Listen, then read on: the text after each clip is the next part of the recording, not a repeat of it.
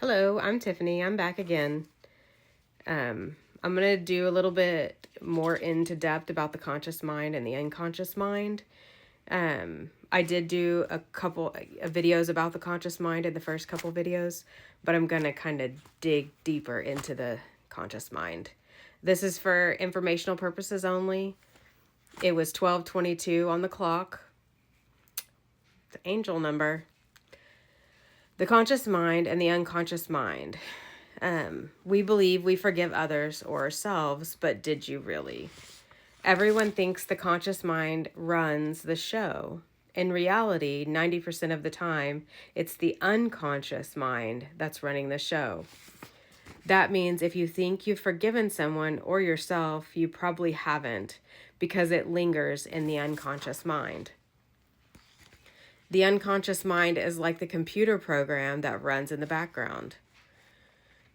An example, when you work a long shift and you're so tired and it's late, you're driving home from work and you get home, but you don't remember how you got there. This is your unconscious mind on autopilot. It knows to get you home safely. So when a person is working on self-healing, the unconscious mind controls more than you would think it does.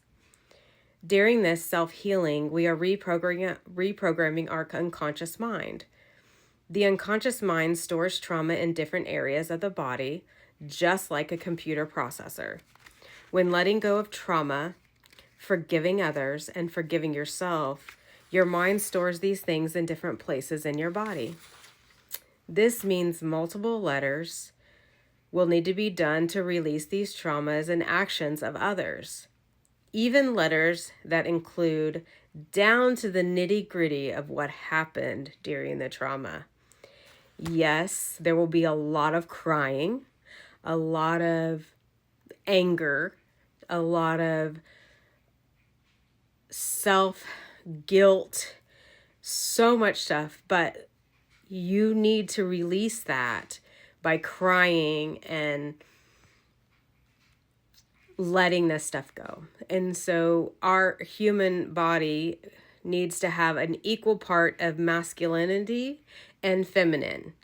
And our feminine side helps our soul, and the feminine side is the crying. And we have to cry. We have to let it out because you have to have equal of both sides. There's another video for us. So after you write these letters, you burn them. I myself read them aloud first and then burn them. Also, if you burn them on a full moon or a new moon, there's a lot more power in that. When I'm writing them, I also am releasing these negative thoughts and actions in all timelines, all realities, all frequencies, and all dimensions. Because all frequencies, all dimensions, all realities, all timelines are going on at the same exact time. Mind-blowing when I learned that.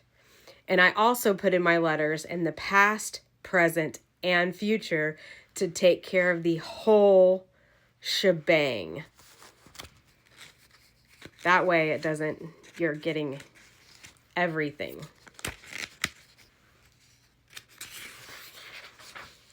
Also, when a thought keeps popping up and replaying in your head, in your mind, this is your mind telling you that this is something that you need to let go and write about.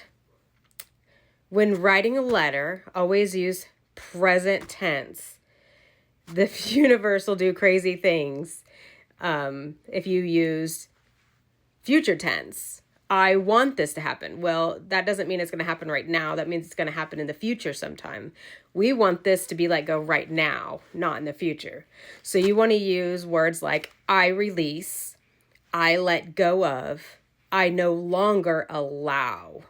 Those are great examples of present tense. No past tense, no future tense, always present tense in these letters. We're doing everything in this tense, this present tense. Then, after you burn those letters, if something comes back up in your mind after you've done quite a few letters, because sometimes you still have those lingering thoughts, you want to stop that thought in its process and correct it. This is how you reprogram your mind. And when you do all that, you start the healing process. And eventually, that healing process, you'll be there and you won't need to do those anymore. And everything lifts off your shoulders and you can raise your frequency and get to another timeline or higher frequency, I guess. Thank you guys for listening.